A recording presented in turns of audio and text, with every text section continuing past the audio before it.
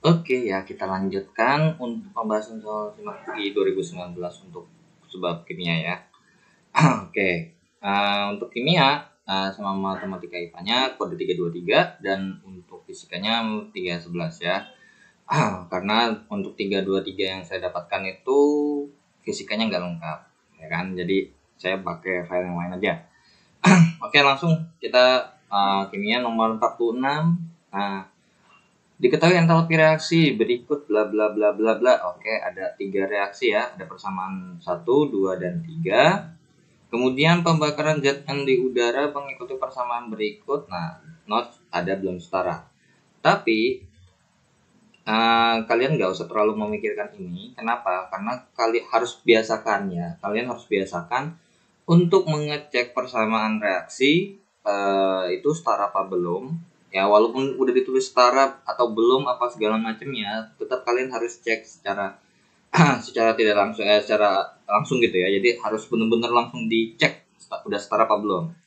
Karena ada kalanya belum setara tapi nggak ditulis. Gitu ya.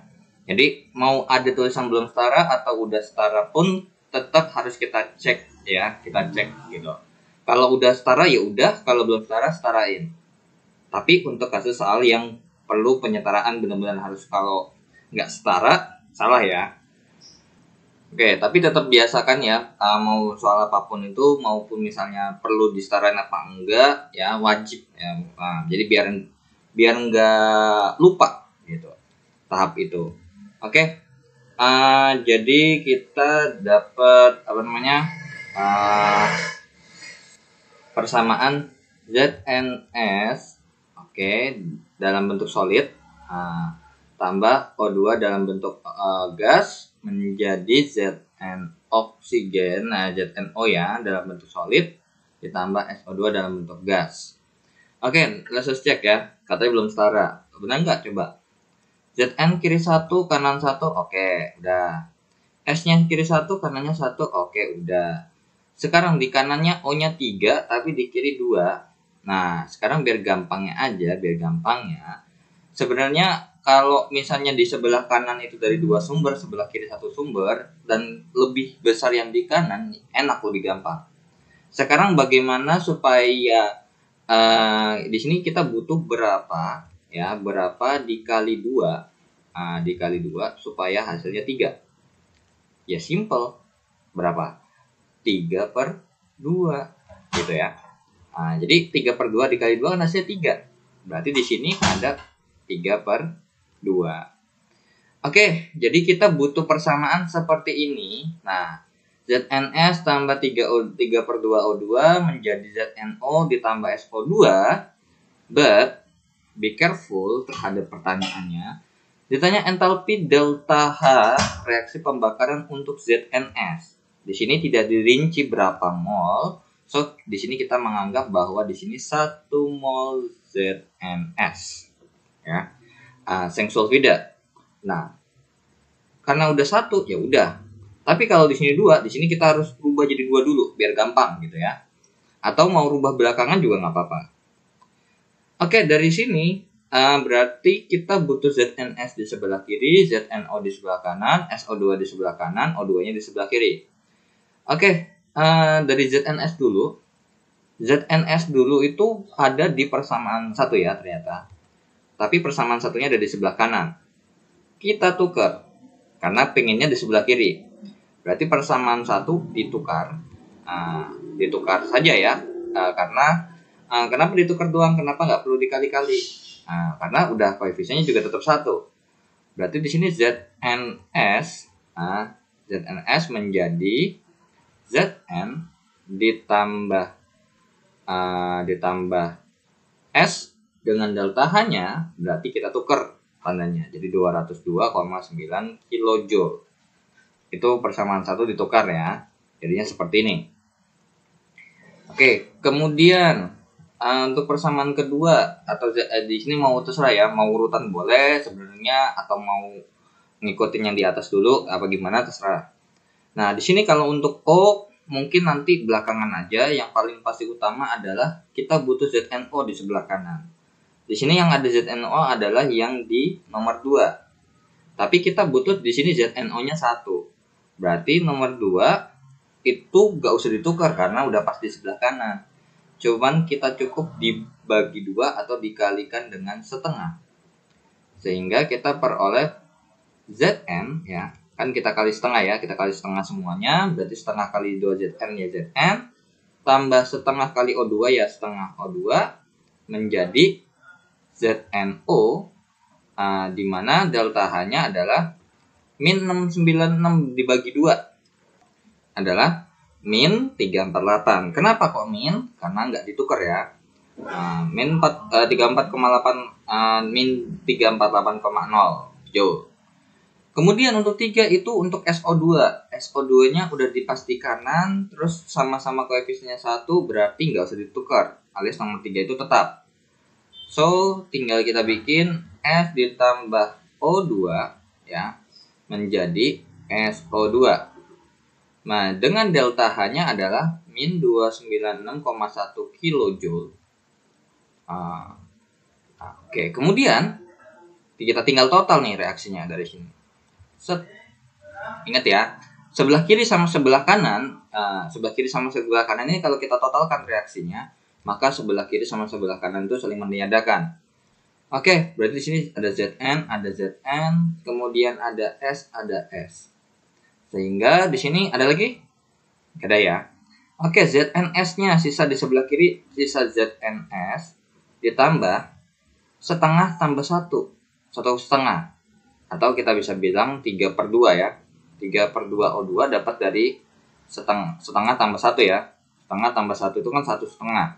Sama dengan 3/2 menjadi ZNO tambah SO2 dengan delta H-nya tinggal hitung nih. Berapa nih? Jawabannya adalah min 441,2 kilojoule. Jadi untuk soal nomor 46 jawabannya adalah yang cacing ya. Oke, jadi gitu. Untuk penyelesaian soal seperti ini tuh kalian nggak usah bingung ya. Jadi tinggal ikutin apa yang dimau soal ya. Di soal di sini nih yang kita butuhkan di sini persamaan reaksinya. Tapi kalau misalnya persamaan reaksinya nggak ditulis, biasanya itu persamaan reaksi yang harus umum orang ketahui seperti reaksi pembakaran. Dimana reaksi pembakaran itu udah standarnya adalah ditambah O2, hasil sampingannya adalah CO2 dan H2O. Tapi itu pembakaran untuk yang karbon ya. Jadi kayak hidrokarbon ya, kayak lebih tepatnya. Kalau kalau C doang, kalau karbon dibakar ya hasilnya ada CO2 doang, nggak ada H2O. Tapi kalau misalnya untuk yang ada H2O-nya itu biasanya yang untuk hidrokarbon ya. Jadi kayak alkana, alkuna, udah itu ya. Atau gugus glukosa ya, kayak misalnya karbohidrat ya. Karbohidrat yang biasa kita tahu bahwa reaksi fotosintesis atau apa? Fotosintesis itu membutuhkan C6H12O6 gitu ya. C6H12O6 tambah 6O2, hasil sampingnya pasti 6CO2 plus 6H2O ditambah cahaya matahari seperti itu. Jadi untuk reaksi-reaksi seperti itu biasanya di soal itu tidak ditulis. Jadi kalian harus tahu sendiri. Oke, kita lanjut ke soal nomor 47. Oke, ya untuk soal nomor 47, elektrolisis. Nah, elektrolisis lelehan, be careful ya. Ini adalah lelehan NGCl2 karena berpengaruh ya. Larutan atau lelehan itu berpengaruh, be careful. Nah, dikasih tahu adalah AR, berarti kemungkinan besar ada hubungannya sama rumus konsep mol kemungkinannya ya. Karena kan rumus konsep mol cuma yang ada AR tuh ya di konsep mol, yang bisa N sama dengan G per AR ya kayak gitu dasarnya. Digunakan arus listrik sebesar I ya. Oke, berarti diketahui di soal untuk soal nomor 47 adalah diketahui bahwa ARMG-nya adalah 24, kemudian I-nya adalah 1,5 ampere. Dengan kemudian dikasih tahu bahwa 1 farad itu adalah 96.500 kolom per mol. Oke, nah dikasih tahu T-nya adalah 9,65 jam atau setara dengan 9,65 dikalikan dengan 3600 sekon. Oke, nanti masalah buat ini dihitung apa enggak, nanti belakangan dulu aja ya. Berapa sekon. Nah, ditanya adalah masanya atau G-nya ya. Berapa sih? Oh, fix ya. Ada AR, ada G, berarti di sini yang kita jawab adalah dengan rumus N sama dengan G per AR fix. Nah, ini nanti berarti ini di sini kita butuh mol Mg-nya. Nah, mol Mg-nya berapa? AR Mg-nya udah tahu, 24. Nah, tinggal permasalahannya adalah di sini di elektrolisis lelehan MgCl2. Nah, di mana di sini namanya elektrolisis itu kan pasti bakal ada yang di kation dan anionnya. Oke. Kation. Katoda dan anoda ya, sorry. Nah, elektrolisis lelehan MgCl2 ya, MgCl2. Di mana untuk di sini kan karena berhubung yang dibutuhkan adalah massa Mg-nya saja. Di sini tidak kita ngebahas apa hubungan si Cl ya. Oke, kan ada katoda, ada anoda. Tapi sebelum itu, let's cek dulu untuk kalau misalnya ini ya, kan ini kan logam, ini kan non logam. Berarti ini pasti fix ikatan ion ya. Nah, berarti dari MgCl2 ini karena dalam bentuk lelehan ya, bukan dalam bentuk padatan, masih bisa mengion, alias masih bisa terurai ionnya. Alias kalau ikatan ion itu dalam bentuk lelehan masih dapat menghantarkan listrik. Karena apa? Karena masih bisa terurai menjadi ion-ionnya yang itu adalah Mg2+ dan 2Cl- ya. But ya, di sini yang kita butuh adalah si Mg-nya, dan di mana Mg-nya itu berasal dari si Mg2+ ini. Nah, di mana untuk kationnya itu berarti terjadi reaksi di katoda ya, dimana katoda itu kalau misalnya karena berhubung ini Mg itu termasuk logam golongan 2A ya, termasuk logam aktif, sehingga bisa terjadi dua jenis elektrolisis tergantung lelehan atau larutan. Kalau larutan, yang terreduksi akan air ya. Karena kalau dalam katoda itu terjadi proses reduksi ya. Dan dari proses reduksi apa? Berhubung ini lelehan, maka berarti yang akan tereduksi adalah apa? Yang akan tereduksi adalah si logamnya itu sendiri. Jadi Mg2+ tambah berapa elektron supaya menjadi Mg dalam bentuk solid. Tuh, jadi dia mengendap gitu ya. Nah, atau kita bisa ini bilang nggak larut lelehan ya. Oke, jadi dari Mg2+ ditambah berapa supaya Mg? Berhubung ini +2, ya kan, muatannya +2, berarti supaya jadi netral, maka kita harus butuh -2, alias berarti butuh 2 elektron. Ya udah, terus anodanya? Nah, berhubung anoda untuk anoda ya, untuk anoda itu terjadi proses oksidasi. Cuma permasalahannya adalah untuk anoda itu tergantung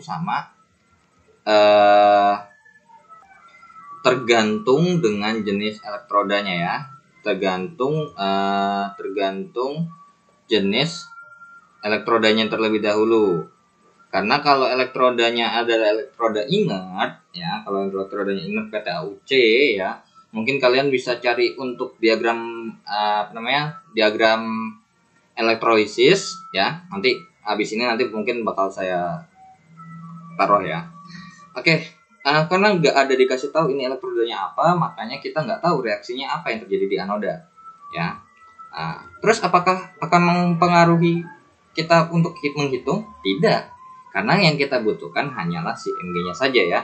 Berarti kita hanya butuh di sini aja. Kita butuh reaksi di katodanya saja.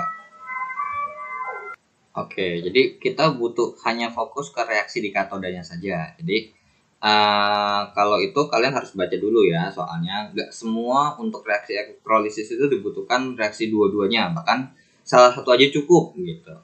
Oke, berarti di sini berhubung ada A, ada I, ada satu F, ada T. Nah, kalau saya lebih prefer untuk menggunakan karena konsep dasarnya adalah seperti ini. Di sini untuk 2E ini adalah 2 mol elektron ya, atau kita bikin yang kita cari adalah mol elektronnya ya. Dari Farad itu kita bisa cari mol elektronnya. Jadi untuk mol elektron itu bisa kita cari dengan rumus yang namanya F sama dengan Q per 96.500. Nah, dimana untuk rumus Q-nya kita bisa nyari pakai kita tahu ya dalam fisika itu kan I itu adalah Q per T ya. Jadi Q itu sama dengan I kali T. Nah, dimana Q sama dengan I-nya adalah 1,5. Kemudian untuk T-nya adalah 9,65 kali 3.600. Berarti di sini F-nya sama dengan 1,5 dikali 9,65 dikali 3.600 per 96.500. Maka akan dihasilkan hasilnya adalah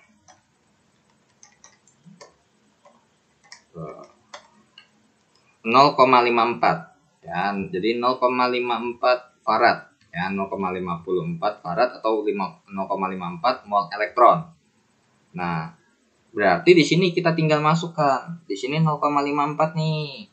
Ya, 0,54 mol. Berarti yang kita butuhkan adalah si massa Mg-nya yang terbentuk di sini. Yang kita butuhin yang di sininya nih. Nah, berarti kira-kira di sini berapa? 0,27 mol. Ingat perbandingan koefisien ya. 1:2 ya. Untuk Mg-nya 1, elektronnya 2. Berarti kalau 0,54 itu aja 2, berarti satunya 0,27.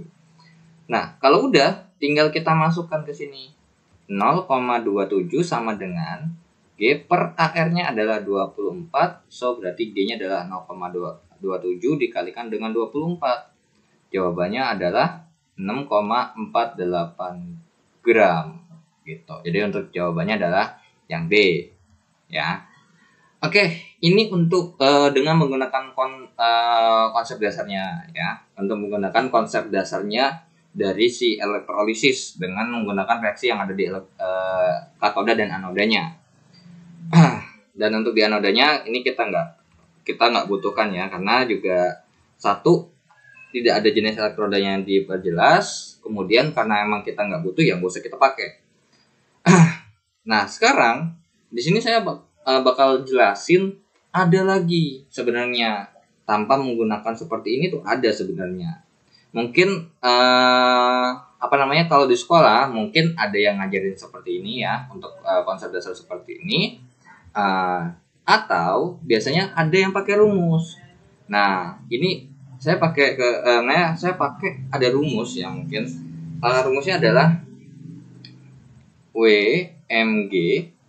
Jadi lebih tepatnya ini adalah massa yang terbentuk ya. Jadi W sama dengan AR-nya si suatu zat atau suatu ini dikali dengan I dikalikan dengan T per valensi yang kita mau cari dikalikan dengan 96.500. Nah, valensinya itu yang mana? Nah, valensi itu yang biasa yang kalau mungkin belajar asam basa ya, yang asam per valensi dikali garam gitu. Itu adalah valensinya adalah jumlah ionnya. Nah, berarti W di sini Mg berarti sama dengan AR-nya Mg dikalikan dengan I dikali T dikali valensinya Mg. Mg2 plus ya, dikali 96.500. Berarti WMG sama dengan 24 kali 1,5, but be careful. Ingat, harus dalam satuan skon waktunya. Makanya di sini 9,65 kali 3.600 per valensi Mg2 plusnya adalah jumlah ionnya itu adalah 2 dikali 96.500. Sehingga ini kalau kita hitung jawabannya adalah pasti 6,48 gram ya. 6,48 gram.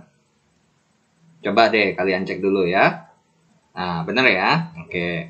Jadi jawabannya sama, tetap sama. Cuman kalau ini lebih ke menggunakan rumus ya. Jadi ada rumusnya tuh ya sebenarnya. Jadi ini rumus jadi itu ya sebenarnya dapat dari seperti ini ya. Karena kan kalau kita lihat tadi prosesnya adalah kita nyari F-nya, mol elektronnya. Nah, mol elektronnya itu yang ini. Kalau kalian nggak sadar itu adalah sebenarnya seperti yang ini nih. Untuk yang kita cari mol elektronnya tuh yang ini. Karena kan ini setara dengan F sama dengan Q per 96.500 kan. Nah, dengan Q-nya I kali T berarti I kali T per 96.500. Nah, kemudian kita menggunakan konsep dasar stoichiometri ya. Nah, dengan perbandingan koefisien. Nah, 1:2. Nah, biasanya kalau untuk di sini pasti koefisien yang si elektronnya pasti lebih gede daripada koefisien di sini. Gitu. Karena di sini pasti 1 ya. Mau misalkan anggap aja Al3+ ditambah 3 elektron menjadi Al. Jadi 1/3 pasti gitu. Jadi atau untuk mendapat 0,27 di situ kan kita dapat 0,27 di sini dapatnya dari 1/2 dikalikan dengan yang namanya 0,54 gitu ya. 0,54. Nah, jadi jawabannya adalah 0,27. Nah, 0,54 ini dapat dari yang ini ya, dapat dari yang saya bulatkan warna oranye ini. Nah, kemudian untuk yang 1/2-nya ini dapat dari yang di sini nih, 1/2 kan. 1 per valensi 1/2. Nah, kemudian dikali ARX. Kenapa? Karena kan rumus kalau kita dapat bicarakan dari rumus yang di sini ya, G sama dengan N dikali AR. Nah, N dikali AR. Nah, nyari N-nya itu yang dari bulatan yang warna oranye dengan yang warnanya si abu-abu ini, kemudian dikali AR. Nah, jadilah makanya kenapa N dikali AR jadinya. Jadi ini sebenarnya itu buat ngitung N nih sebenarnya. Gitu ya. Nah, jadi penurunan rumusnya itu seperti itu. Gitu ya. Oke. Nah, oke ya, sesuai jadi gitu, tetap jawabannya adalah sama ya, 6,48 gram. Nah, sebelum kita lanjut ke nomor 48, nah ini tuh sebenarnya kalian bisa search ini di Google ya. Untuk senyawa elektrolit diuraikan menjadi ion-ionnya. Nah, kalau kutub yang positif terjadi di anoda itu adalah kutub positifnya dan katoda adalah kutub negatifnya. Makanya kenapa untuk kationnya bakal berada di katoda ya, karena terikat ke kutub negatif gitu ya. Atau ini mungkin bakal kita hapus dulu ya. Oke, kita hapus dulu untuk penjelasan diagramnya ya. Mungkin takutnya ada yang lupa. Nah, dimana kan ada kation dan anion gitu ya. Ada kation atau yang bermuatan positif, ion positif, dan anion. Anion itu adalah ion negatif. Kemudian untuk kation adalah ion positif. Nah, namanya positif, positif pasti berikatan dengan yang negatif. Nah, dia ke sini dan untuk yang ion negatif akan ke kutub yang positif. Makanya kenapa ion negatif itu bakal bereaksi di anoda. Dan kalau untuk kation itu ke kutub negatif dan bereaksi di katoda. Makanya untuk ini harus cek dulu ya kationnya apa. Makanya kalau katoda tidak bergantung pada jenis elektroda dan kalau untuk anoda bergantung jenis elektroda. Yang tadi seperti saya bilang, karena di sini elektroda yang nggak ada, maka reaksi anodanya kita nggak bisa lanjutin. Tapi karena berhubung juga nggak dibutuhkan, no problem. Karena yang kita butuhkan adalah di katodanya saja. Dan di katoda itu kita harus cek dulu larutan apa lelehan. Seperti yang saya bilang, makanya di sini lelehannya saya notes alias saya garis bawah. Karena lelehan sama larutan itu beda. Kalau larutan itu kalau misalnya logam reaktif, mungkin ini nanti kalian di Google kalian bisa zoom ya, bisa zoom out atau zoom in, ayo. Nah, jadi kalian perbesar lah gambarnya. Di sini untuk logam reaktif itu yang terreduksi bakal air ya, terreduksi air. Di sini terreduksi air, dengan reaksinya seperti ini, 2H2O tambah 2 elektron jadi H2 dan 2O-. Nah, makanya di sini mungkin bisa jadi perhitungan. Nah, berhubung hasilnya ada OH-, nah mungkin jadi biasanya mungkin kalau yang pernah lihat soalnya mungkin bakal pernah ketemu soal yang misalnya menentukan nilai pH-nya berapa. Nah, karena mungkin ada OH- dan ada di sini juga ada H+ ya. Nah, kalau misalnya kation itu H+ itu kan termasuk kation ya. H+, oke. Nah, biasanya kalau ini berarti ion H+ maka akan terurai menjadi 2H+, alias kationnya tereduksi lah kalau kita bisa bilang ya. Jadi kalau misalnya larutannya, kalau kationnya bukan reaktif, larutan bukan yang reaktif, maka akan tereduksi. Nah, jadi ini sebenarnya sama nih. Sebenarnya ini sama sebenarnya. Sama reaksinya adalah apa?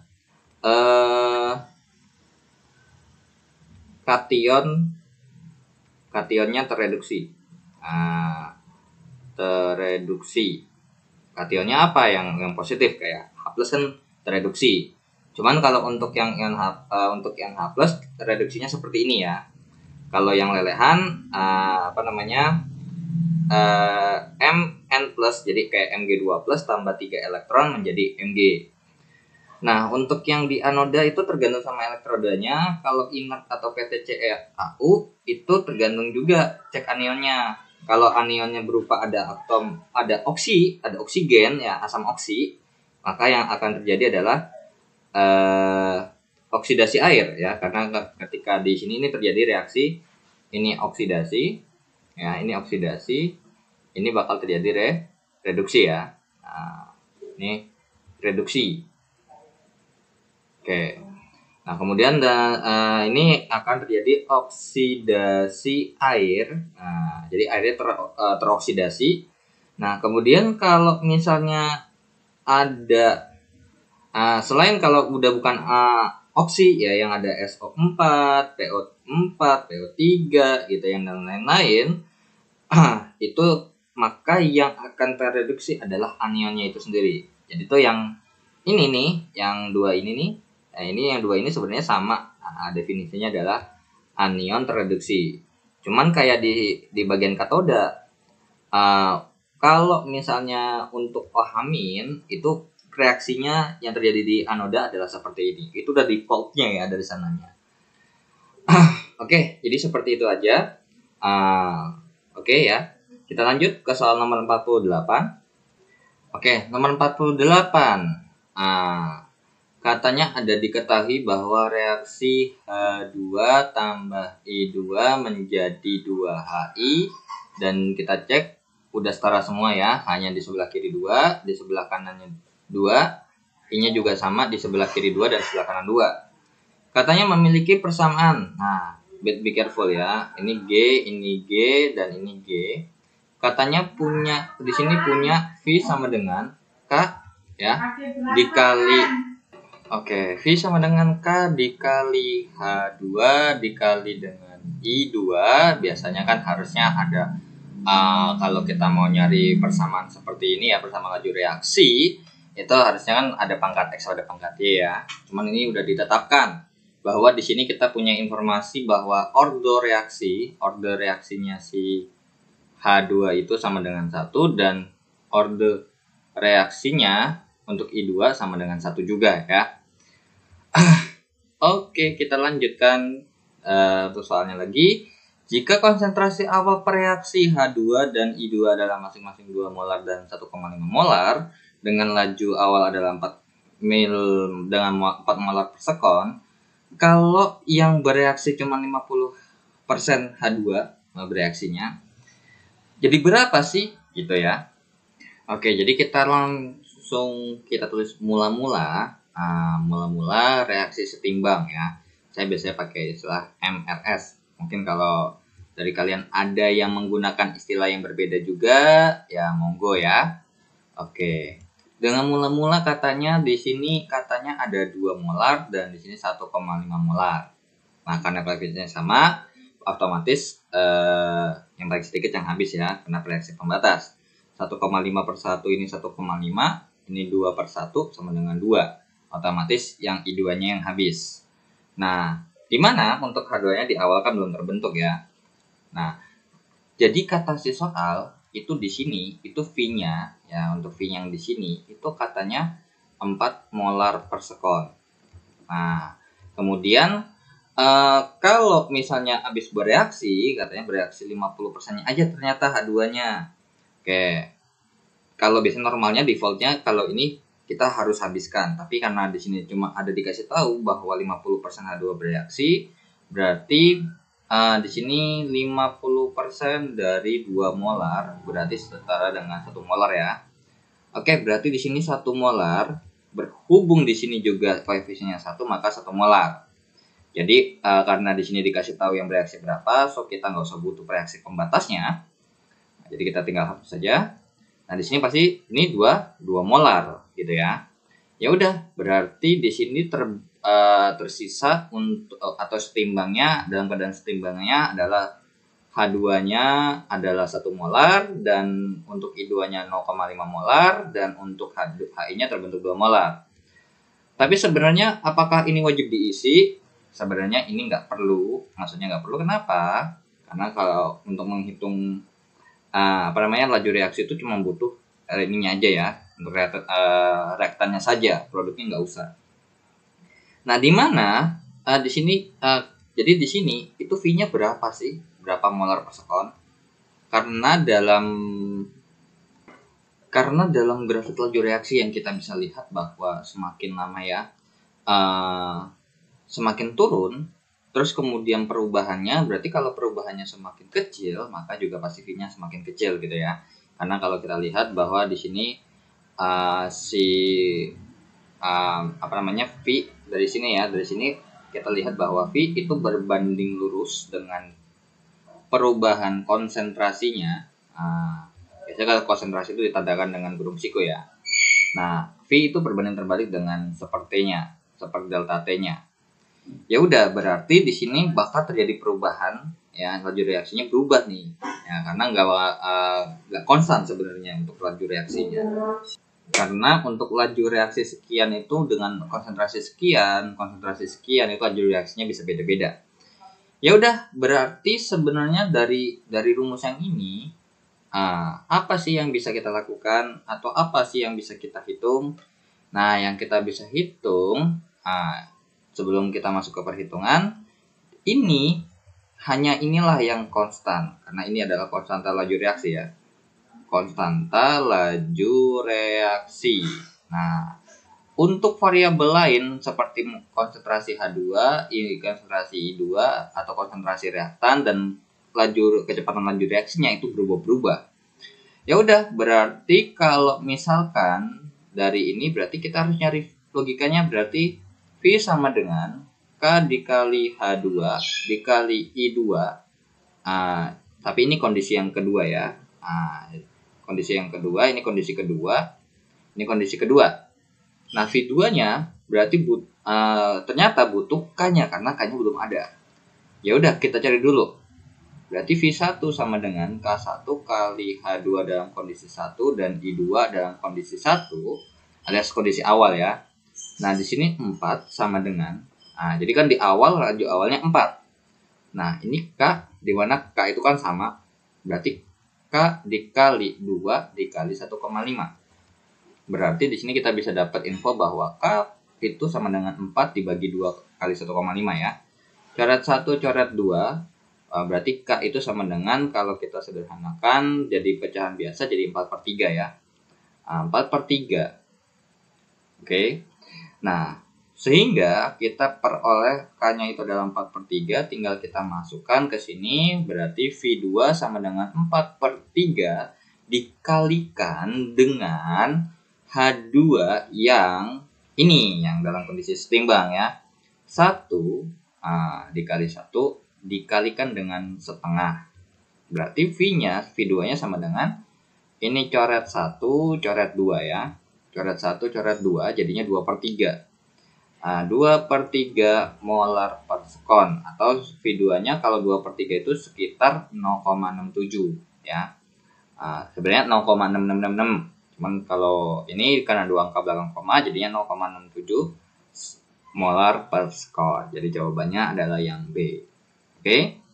Next kita lanjut ya ke soal